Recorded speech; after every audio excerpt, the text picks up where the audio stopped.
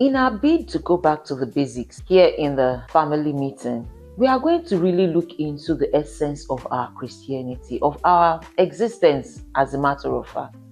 God was specific and direct with what He wanted to do, and He did just that. Remember, God in the process of creation created every other thing before He now brought man into the picture, before He now began to talk about the creation of man.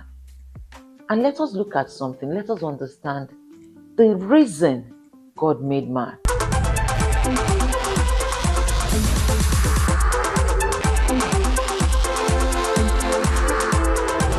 Genesis chapter 1, verse 26. Then God said, "Let us make man in our image, in our likeness, so that he may rule over the fish of the sea, over the birds of the air, over the livestock, and all the wild animals, and over the creatures that move along the ground." Verse 27. So God created man in His own image.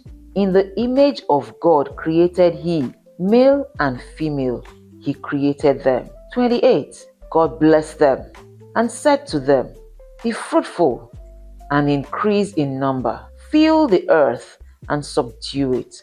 Rule over the fish of the sea and the birds of the air, and over every living creature that moves on the ground." Another version says, "Have dominion." Not dominate, but have dominion. Be in charge. That is what it says. Be in charge. King James says, "Then God said, let us make man in our image, according to our likeness. Let them have dominion. Let them have authority. Let them have control. Let them be in charge." That is the plan of God. For man to be in charge, to be in control. Do what you like with the fish of the sea. Do what you will with the animals that walk on the ground. Do what you will. God put man in charge. Let us remember in last episode that we talked about all power being given to Christ. And through Christ, we have access to that power to be in charge, to live in dominion. Now, understanding what dominion means. Dominion in its sense is us bringing out the best in everything that God has put around us. It's not for us to dominate, but for us, yes, be in charge, but bring out the best in what God has put around us. So the people around you, are you bringing out the best in them? The things around you, are you bringing out the best in them? The work put in your hands, are you bringing out the best in it? You being in charge is not being Lord and Master of all, but it is you coordinating, making sure that things are working and going as they should. That is the authority God has given us. And as children of God, many times the way we behave, we don't behave like people that are in charge. We don't behave like people that are in control. Even our prayer points don't show us to be in control. It shows us to be fearful. It shows us to be afraid, to be oppressed, to be demonized.